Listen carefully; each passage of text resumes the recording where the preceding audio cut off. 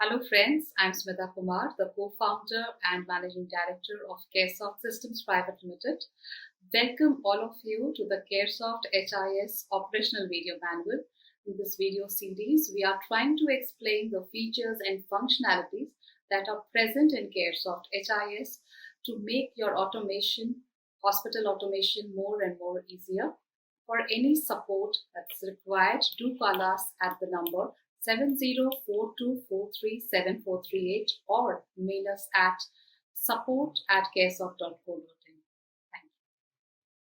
Cares of HIS video operational manual में आपका स्वागत है। आज हम एनेस्थीसिया कंसेंट फॉर्म देखने वाले हैं। मतलब पेशेंट को जब कुछ बड़ा ऑपरेशन या अदर देन कुछ सर्जरी करना रहता है, उसके पहले पेशेंट के पास से एक एनेस्थीसिया कंसेंट फॉर्म जो रहता है उसको पेशेंट के पास और पेशेंट के रिलेटिव्स के साथ उसका साइन उस पर ले लेते हैं। तो वो फॉर्म का यूज़ आप सॉफ्टवेयर रिगार्डिंग कैसे पेशेंट वाइज आप निकाल सकते हो। तो पहले आपको सॉफ्टवेयर लॉगिन करना है। सॉफ्टवेयर लॉगिन करने के बाद आपको मेन डैशबोर्ड शो करेगा। उसके लेफ्ट हैंड साइड में बहुत सारे मॉड्यूल्स, उसमें से नर्सिंग मैनेजमेंट मॉड्यूल पे जाना है। अब जैसे नर्सिंग मैनेजमेंट मॉड्यूल पे आओगे, जो पेशेंट के अगेंस्ट आपको कंसेंट फॉर्म निकालना रहेगा, तो वो पेशेंट का आईपीडी नंबर आपको यहाँ पे एंटर करना है। आईपीडी नंबर एंटर करने के साथ साथ पेशेंट का डिटेल्स बाइंड हो जाएगा। उसके बाद ओपीडी, इमरजेंसी, आउटडोर 4 टाइप्स के जो पेशेंट है, अगर आपको चेंज करना है तो रेडियो बटन चेंज करके पेशेंट का आईपी जो भी नंबर्स रहेगा वो नंबर आप यहाँ पे एंटर कर सकते हो। उसके बाद यहाँ पे 4 मॉड्यूल्स अलग अलग दिए हैं। नर्सिंग मॉड्यूल में जैसे आओगे उसके बाद आपको यहाँ पे सेकेंड टैब में जाके यहाँ पे एनेस्थीसिया कंसेंट फॉर्म दिया है, तो एनेस्थीसिया कंसेंट फॉर्म पे क्लिक करना है। तो ये एनेस्थीसिया कंसेंट फॉर्म का पेज है। अभी यहाँ पे जैसे हम लोगों ने पेशेंट का आईपीडी नंबर एंटर किया, आईपीडी नंबर एंटर करने के साथ साथ पेशेंट का नेम, उसका वार्ड, उसका जेंडर, एज क्या है, सेंट्रल रजिस्ट्रेशन नंबर क्या है, कंसल्टिंग डॉक्टर को इसने किया है, एडमिटेड कब हुआ था पेशेंट, बेड नंबर क्या है और रिफरिंग डॉक्टर क्या है, अभी कौन सी तारीख को पेशेंट को एनेस्थीसिया देना है।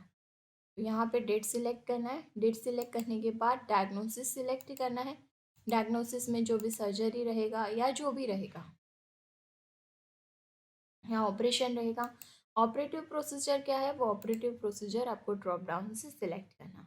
उसके बाद टाइप ऑफ एनेस्थीसिया क्या है, कि लोकल है, जनरल है, स्पाइनल है, नेर्वल ब्लॉक है, क्या है, वो आपको यहाँ पे सिलेक्ट करना है। उसके बाद यहाँ पे ये जो फॉर्म दिया है उसमें सर्जरी प्रोसीजर कौन सा है, वो सर्जरी प्रोसीजर आपको यहाँ पे सिलेक्ट करना है। उसके बाद ईयर पर ऑथोराइज डॉक्टर नेम क्या है, वो डॉक्टर नेम आपको ड्रॉप डाउन से सिलेक्ट करना है। अभी आपको जो कंसेंट फॉर्म मैं अभी यहाँ पे दिखा रही हूँ, एनेस्थेसिया कंसेंट फॉर्म, ये इंग्लिश में है।